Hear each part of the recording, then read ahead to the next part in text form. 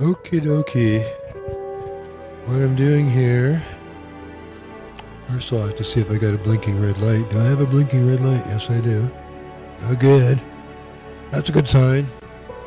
Okay, Mike at least a foot away from me. Hi, boys and girls. It's me, Butch. My name is Terry David Silvercloud. I'm not native, just sounds that way. I'm 79 years old.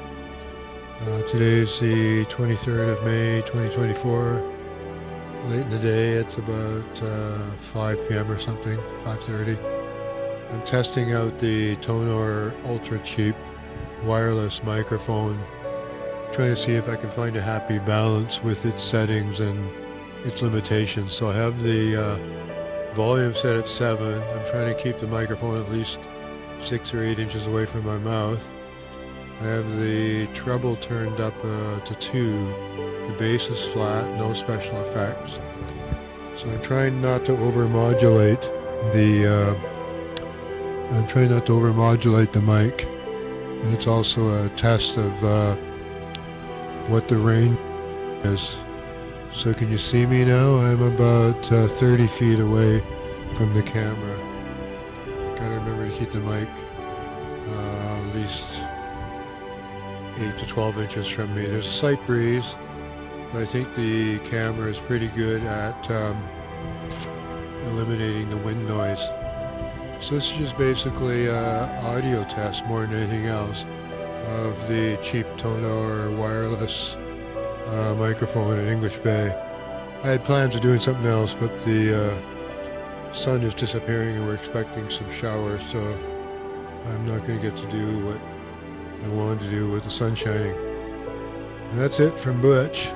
So one little thing I'm going to teach you is that the Kaaba in Mecca that everybody marches around once in their lifetime, that building, very old, from around, I don't know, from around 500 or so, might be older, nobody really knows. The Kaaba has been rebuilt several times. It is a cube, and Kaaba, I don't know if I'm pronouncing it right, means cube. It's a very big deal to the Islamic religion. What's interesting is the Holy of Holies in the first and second temples of the Jews was recorded, I believe, as 20 cubits by 20 cubits by 20 cubits. It was a cube as well, and very similar in size to the Kaaba.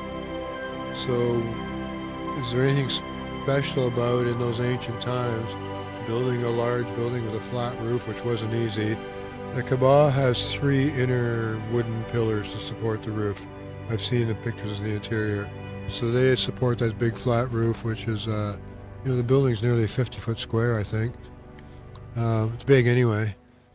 So it's got pillars on the inside. The Holy of Holies, since they were both destroyed, once by the Persians and again in the Jewish-Roman wars of 68 to 70, the Romans destroyed the Second Temple and the Holy of Holies. So it has not been rebuilt, and I'm guessing the Jewish people will, if they ever get back the Temple Mount, would like to rebuild it, but who knows what's going on there. So was there any secret information within that cube? Well, as it turns out, you can see here I've got a cube. It's just a model of a cube.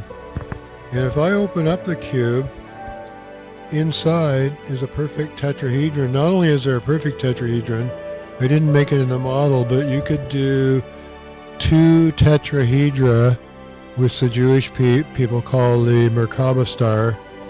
In other words, you take one of these tetrahedra and double it with another one, so there'll be points coming out all over. If you look up the Jewish star, you'll know what I'm getting at. So inside every cube, you can see there's room here. If there were a second tetrahedron in there, there's room for its feet to go down there and for it to have a pointy thing on top and to be covered.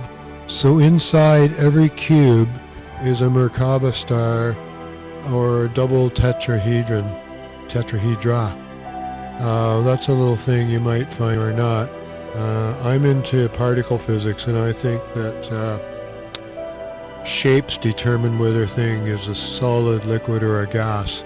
If you look it up on the anywhere, you won't get any really good answers about why is a solid, why is a gas.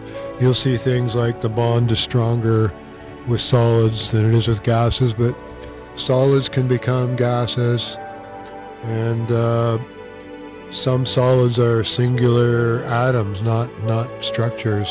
So there's no good definition of what makes a solid, a liquid, or a gas. So Butch's theory is that anything spherical will present as a liquid.